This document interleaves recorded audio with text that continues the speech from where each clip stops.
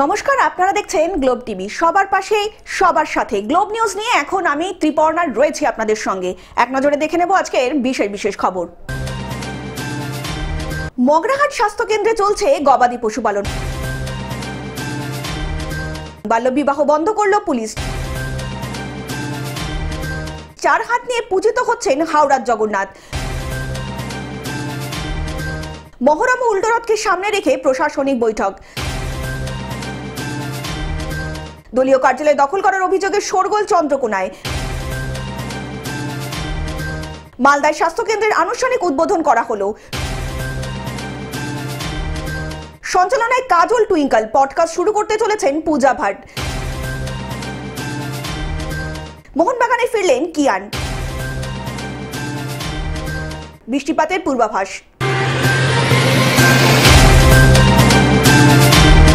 আসছে বিস্তারিত খবরে। মগরাহাট স্বাস্থ্যকেন্দ্রে গবাদি পশুপালন। বামফ্রন্টের আমলে মগরাহাট পূর্ব বিধানসভার মোহনপুরে গড়ে উঠেছিল মোহনপুর প্রাথমিক স্বাস্থ্যকেন্দ্র। এলাকার এক সহৃদয় ব্যক্তি দান করেছিলেন 7 বিঘা জমির ওপর এই স্বাস্থ্যকেন্দ্র। ড্রয়িং মোটামুটি তৈরি, এস্টিমেট তৈরি হচ্ছে, এবং খুব শীঘ্রই ওটা 10 বেড থেকে 30 বেড হয়ে যাবে। তখন কিন্তু নতুন করে ইনফ্রাস্ট্রাকচার পুরোটাই তৈরি হবে। বর্তমান অবস্থা অত্যন্ত বেহাল। মগরাহাট মোহনপুর প্রাথমিক স্বাস্থ্য কেন্দ্রে চলছে হাঁস, মুরগি, গরু, ছাগল প্রতিপালন। এখানে তো 10 বেডের ফলক উদ্বোধন হয়েছিল, কি 10 বেড চালু হয়েছে? না না, 10 বেড চালুই হয়। আমরা দেখতেই পাইনি কোনো বেড চালু হয়েছে। শুধু লোক দেখানি, শুধু লোক দেখানি। স্বাস্থ্য কেন্দ্রের কোয়ার্টারগুলো দখল করে বসেছে এলাকার মানুষজন। ডাক্তার ও ফার্মিস্ট না আসায় জঙ্গলে ভরা স্বাস্থ্য কেন্দ্রে রোগীদের একমাত্র ভরসা নার্স। মায়েদের ওটি রুমে বাস করছে বাদুড়। এলাকার মানুষদের অভিযোগ, ডক্টর ফার্মিস্ট না আসলেই বললে চলে। সকালে রোগী আসেন, সামলাতে হয় নার্সকে। গরম ও বর্ষা পড়লে চারিদিকে জঙ্গল থেকে বিষাক্ত সাপ বেরিয়ে আসে, যাতে এলাকার মানুষ চলাচলে অত্যন্ত ভীত হয়ে থাকে। অন্যদিকে বিরোধী শিবির এই উন্নয়নকে নিয়ে কটাক্ষ করতেও ছাড়েননি।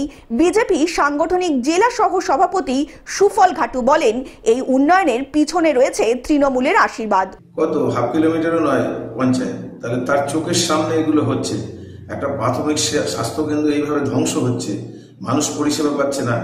একটা মাত্র নার্স, সে সেখানে এসে রোগীদের পরিষেবা দিচ্ছে, ডাক্তারও যায় না। এর থেকে দুর্ভাগ্য আর কি হবে? অন্যদিকে স্থানীয় শাসক দলের প্রধান স্বাস্থ্য দপ্তরকে বিষয়টি জানিয়েছেন এবং তার সাথে স্বাস্থ্যমন্ত্রীকেও জানিয়েছেন। খুব শীঘ্রই এর সমাধান হবে বলে জানা গিয়েছে। বলে বলে পারা যায় না, আর বাউন্ডারি না থাকলে কি করে হবে? আগে তো বাউন্ডারি দরকার। একের পর এক সমস্ত কোয়ার্টারগুলো সব দখল হয়ে গেছে। আমি তো আগে থেকে এসে দেখছি, আমি 99 থেকে এসে দেখছি কোয়ার্টারের লোক দখল হয়ে আছে। এই যে এখানে যে আপনার 3 বেড কি চালু আছে? বেড চালু তো ওটিডি চলছে। ও তো 2011 সালে তো ফলকটা দিয়ে উদ্বোধন হয়েছিল শুধু। দক্ষিণ 24 পরগনা থেকে বাবলু প্রামাণিকের রিপোর্ট, গ্লোব নিউজ। বাল্য বিবাহ বন্ধ করল পুলিশ। রাতের অন্ধকারে বাল্য বিবাহের চেষ্টা রুখে দিল মুর্শিদাবাদ জেলার সাগরপাড়া থানার পুলিশ। খয়রামারি সীতানগর এলাকায় এক নাবালিকা কন্যার সাথে এক সাবালক ছেলের বিয়ে দেওয়ার প্রস্তুতি চলছিল। পুলিশের একটি টিম ও এনজিওর একটি সংস্থার সহায়তায় সাগরপাড়ায় পৌঁছে এবং বিয়ে বন্ধ করে দেন সেই পুলিশ কর্মকর্তারা। পুলিশ ঘটনা থেকে নাবালিকা কন্যাকে, নবনির্বাচিত জামাইবাবু সহ আরও 2 জনকে আটক করে থানায় নিয়ে যায়। 3 জনের বিরুদ্ধেই ইতিমধ্যেই নির্দিষ্ট ধারায় মামলা রুজু করা হয়েছে। শুক্রবার বহরমপুর জেলা জজ আদালতে তাদেরকে তোলা হবে। পাশাপাশি নাবালিকা কন্যার নিরাপত্তার স্বার্থে বহরমপুরে পাঠানোর ব্যবস্থা করা হয়েছে পুলিশের তরফ থেকে। মুর্শিদাবাদ থেকে পার্থ মণ্ডলের রিপোর্ট, গ্লোব নিউজ। 4 হাত নিয়ে পূজিত হচ্ছেন হাওড়ার জগন্নাথ। শনিবার উল্টোরথ। জগন্নাথ, বলরাম, সুভদ্রা মাসির বাড়ি থেকে চলে যাবেন, তাই মন খারাপ সকলের। পূর্ব মেদিনীপুরে সীমান্ত এলাকার বাগনান গ্রামে এখন জগন্নাথ মন্দির 4 হাত নিয়ে 300 বছরের বেশি সময় ধরে পূজিত হয়ে আসছেন। জগন্নাথ দেব, বলরাম, সঙ্গে রয়েছেন হাত না থাকা বোন সুভদ্রা। কেন এইভাবে ঠাকুর পূজিত হন তার উত্তরে ভট্টাচার্য পরিবারের বর্তমান প্রজন্মের সুপ্রিয় ভট্টাচার্য জানান, ঠাকুরের এই বিগ্রহ তৈরির সময় স্বপ্নে দেখতে পান 4 হাত সম্বলিত জগন্নাথ, 2 হাত সম্বলিত বলরামের মূর্তি এবং হাত না থাকা সুভদ্রা মায়ের মূর্তি। বিষয়টি পুরী থেকে আগত শিল্পী জানা মাত্রই তার কথা মতো এই বিগ্রহ তৈরি করা হয়েছে। পুরীর মতোই আচার অনুষ্ঠান মেনে ভোগ সহ বিগ্রহ পূজিত হয়ে থাকেন। উড়িষ্যার রাজা দারুব্রহ্ম নিয়ে এসে উড়িষ্যা থেকে এই জগন্নাথ মূর্তি তৈরি করেন এবং উনি বলেন বলরামেরও হাত করতে হবে। তার কথা অনুযায়ী বলরামেরও হাত পূজিত হয়, কিন্তু উড়িষ্যার মহারাজ বললেন যেহেতু আমরা জানি যে পুরীতে হচ্ছে আমাদের মহাধাম, সেই ধামে কিন্তু কোনো হাত নেই জগন্নাথের, তাই সেখানকার মাহাত্ম্য বজায় রাখার জন্য উনি বললেন কিন্তু সুভদ্রার হাত রাখা যাবে না। তাই ওনার কথা মতো আমাদের সুভদ্রার কিন্তু হাত নেই, কিন্তু জগন্নাথের 4টে হাত আছে আর আমাদের বলরামের 2টো হাতেই পূজিত হচ্ছেন। হাওড়া থেকে কৌশিক ঘোষের রিপোর্ট, গ্লোব নিউজ। মহরম ও উল্টোরথকে সামনে রেখে প্রশাসনিক বৈঠক। উল্টোরথ এবং মহরম পাশাপাশি থাকায় কোনোভাবেই যেন তাকে কেন্দ্র করে অশান্তি না ছড়ায়, পরিস্থিতি যাতে কোনোভাবেই সাম্প্রদায়িক মোড় নিতে না পারে, তাই নিয়ে ডায়মন্ড হারবার প্রশাসনিক অফিসের সভাকক্ষে আয়োজিত হলো প্রশাসনিক বৈঠক। এই বৈঠকে এলাকার সকল কমিটির কর্মকর্তারা ও সদস্যদের নিয়ে মহরমকে কেন্দ্র করে যাতে অতি উৎসাহ দেখানো না হয় ও কোনো অপ্রীতিকর ঘটনা না ঘটে সেগুলি নিয়ে কমিটি সদস্যদের নির্দেশ দিলেন প্রশাসনের আধিকারিকরা। এই সভায় উপস্থিত ছিলেন ডায়মন্ড হারবার অতিরিক্ত পুলিশ সুপার মিথুন কুমার দে, ডায়মন্ড হারবার মহকুমা পুলিশ আধিকারিক সাকিব আহমেদ সহ পান্নালাল হালদার, সভাপতি গৌতম অধিকারী সহ প্রমুখ ব্যক্তিরা। কার কাছ থেকে কতটা কি সমর্থন সহযোগিতা ইত্যাদি আগামী দিনে আগে পেয়েছি এবং আগামী দিনেও পাবো।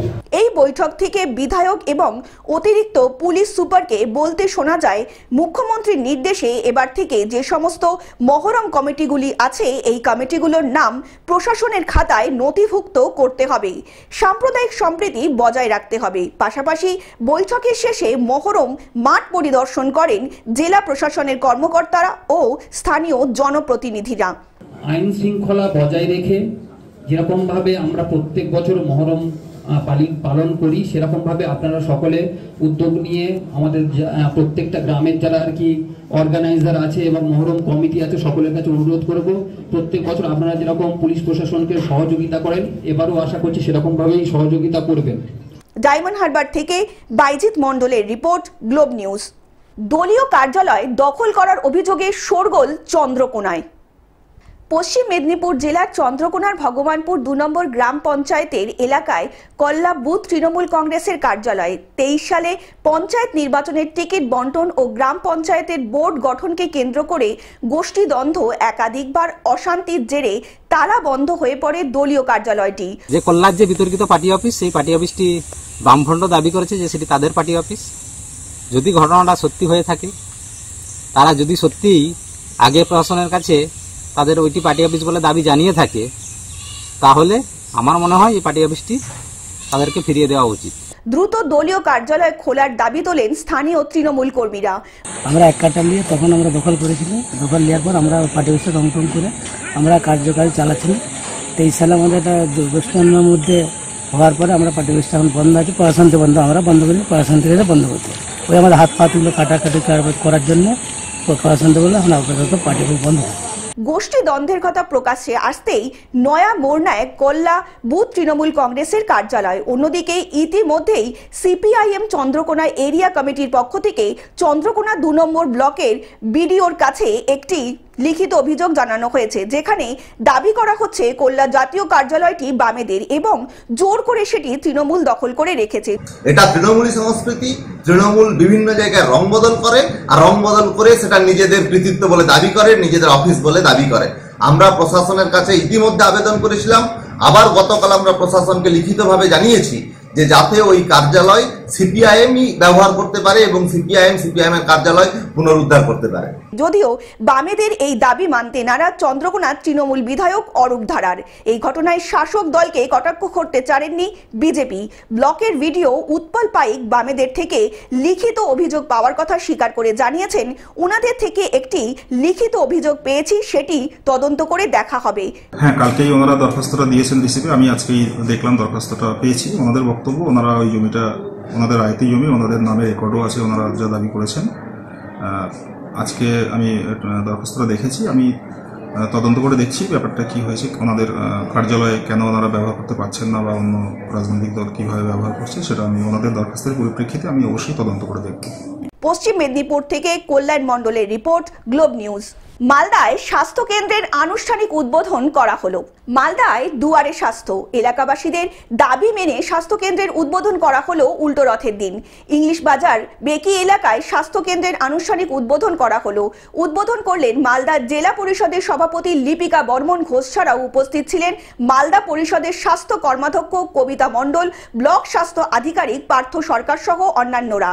এবার থেকে প্রাথমিক চিকিৎসা করার জন্য কয়েক কিলোমিটার দূরে শহরে আসতে হবে না, বাড়ির দুয়ারে এই প্রাথমিক স্বাস্থ্য কেন্দ্র মিলবে চিকিৎসা প্রদান। এই সুস্বাস্থ্য কেন্দ্রের শুভ উদ্বোধন হলো এবং এই সুস্বাস্থ্য কেন্দ্র প্রথমে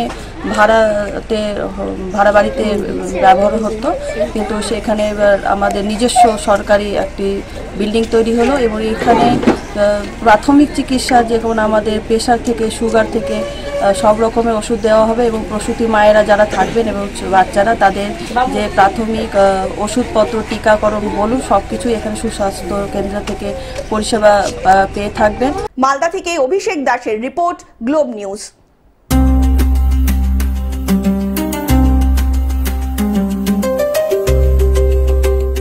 সঞ্চালনায় কাজল ও টুইঙ্কল পডকাস্ট শুরু করতে চলেছেন পূজা ভাট। এবার সঞ্চালনায় অভিনেত্রী কাজল ও টুইঙ্কল খান্না। শোনা যাচ্ছে একটি চ্যাট শো এর জন্য জুটি বেঁধেছেন বলিউডের দুই অভিনেত্রী। ওটিটি প্ল্যাটফর্মে দেখা যাবে অনুষ্ঠানটি। ইন্ডাস্ট্রির তাবড় অতিথি তারকারা আসবেন এই অনুষ্ঠানে। শাহরুখ খান, আমির খানের মতন তারকারা আসবেন বলেই জানা গিয়েছে। পাশাপাশি দুই সঞ্চালিকার স্বামী অজয় দেবগন ও অক্ষয় কুমারও অতিথি হিসাবে অংশ নেবেন। সবকিছু ঠিক থাকলে চলতি বছরের শেষে শুরু হবে এই অনুষ্ঠান। সূত্রের খবর, পেশাদার জীবনের পাশাপাশি তারকাদের ব্যক্তিগত জীবনের নানা তথ্য উঠে আসবে অনুষ্ঠানের মধ্যে দিয়ে। পাশাপাশি মজার নানা উপাদানও থাকবে এই অনুষ্ঠানে।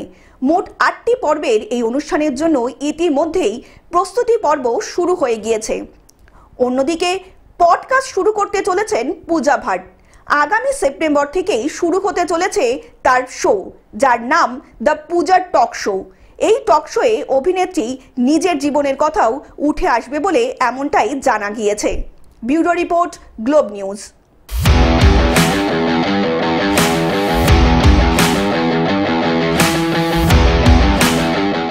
মোহনবাগানে ফিরলেন কিয়ান। 1 বছর পর মোহনবাগানে ফিরলেন কিয়ান নাসিরি। 3 বছরের চুক্তিতে সই করে দিয়েছেন আইএসএল এর ডার্বিতে হ্যাট্রিক করা জামশেদ নাসিরের পুত্র। নতুন চুক্তি করে তিনি বলেছেন, ফের কলকাতায় ফিরে ভালো লাগছে কিয়ানের। মোহনবাগান ক্লাবেই আমার প্রথম খেলা শুরু হয়, বললেন Kian. Bureau report, globe news.